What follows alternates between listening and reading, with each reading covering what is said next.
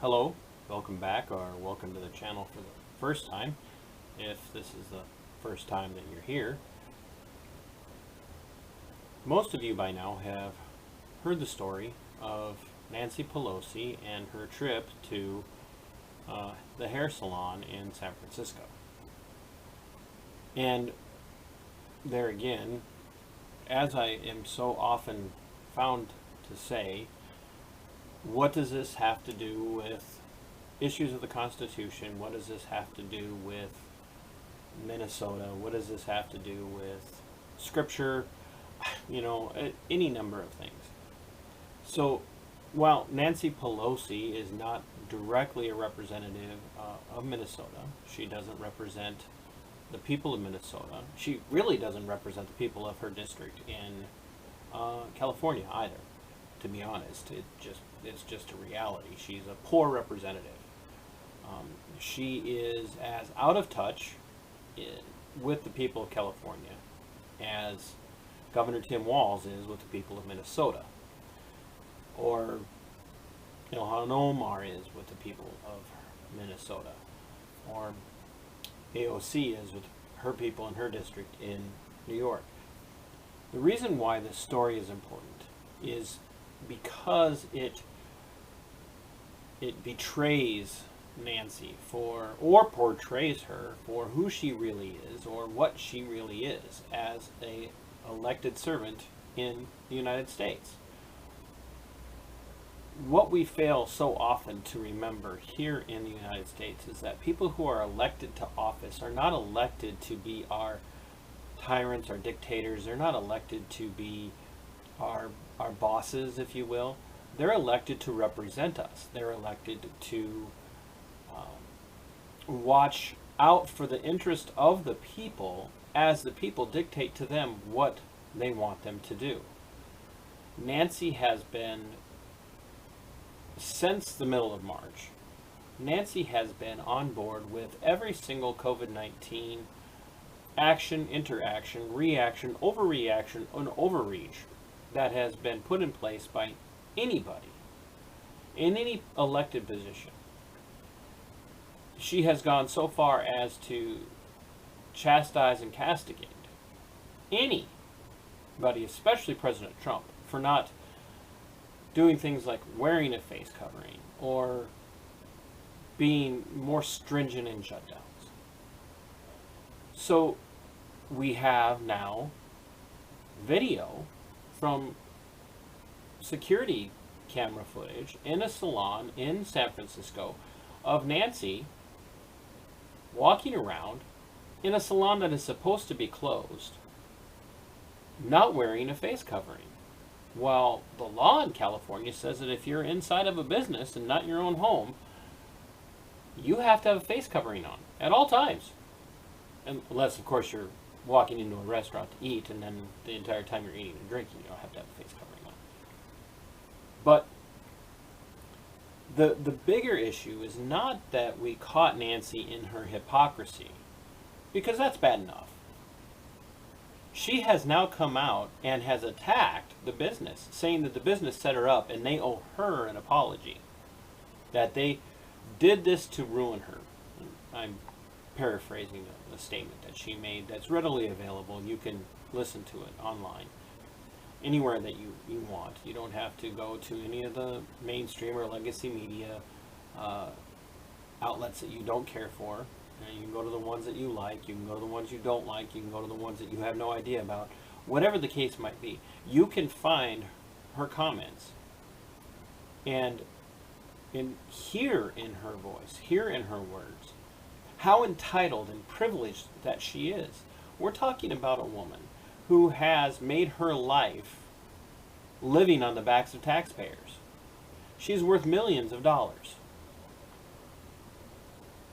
For what? What does she do for the people of her district in California? Ultimately, what does she do for the people of the United States? Nothing. She does nothing except interfere and forward and advance an agenda that will keep her in office and ultimately ruin this country if her and her ilk are allowed to thrive. You have to look at it kind of like this. And there's a podcaster, former radio show host who I have a lot of respect for, and one of the things he talks about is this third rail, this parallel rail that the elected class lives on. And I agree with him. I've been saying this for years. It doesn't matter if you're Democrat, it doesn't matter if you're Republican, it doesn't matter if you're independent. Once you get into elected office, unless you're really dedicated, truly dedicated to serving the people that you represent, you live or function or operate on this parallel rail that runs alongside the people that you allegedly represent, but doesn't run with the people that you are allegedly representing. This is Nancy. This is the problem with this protection that comes with a lifetime worth of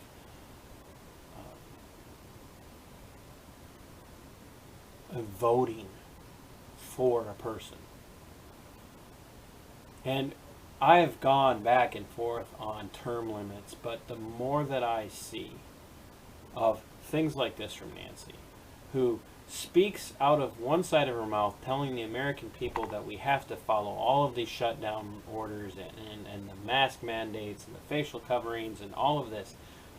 She speaks out of one side of her mouth, only to then live in a way that's different than how she tells everyone else to live. And then when she gets caught in it, blames the people who she holds power over by virtue of her elected position. That is part and parcel the problem with what's going on in this country. And worse still, it is a complete bastardization of what constitutionally elected individuals are supposed to be doing. Nancy's lost touch. She believes that the people live to serve her, that they vote for her as a service to her.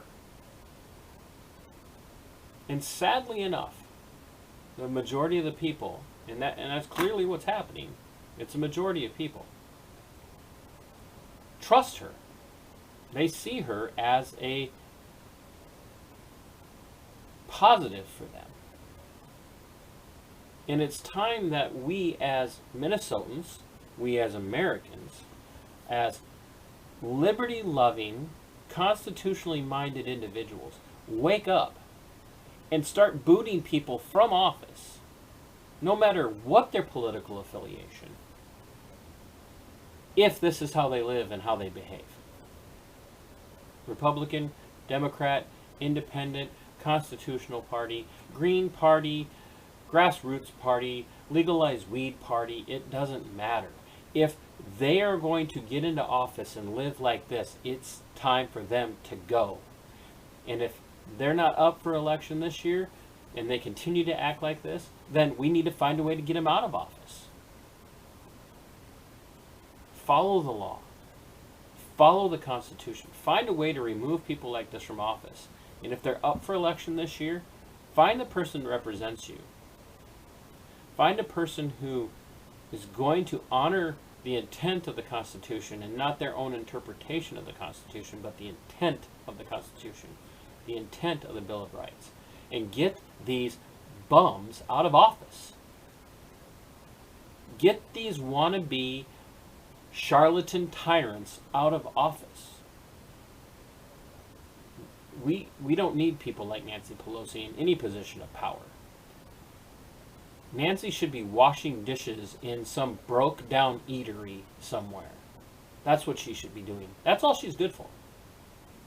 She offers nothing to the people of her state. She offers nothing to the people of the United States.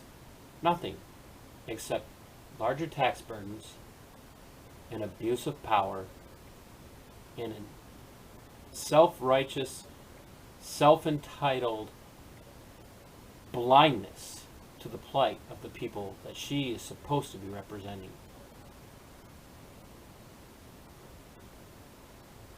During the French Revolution,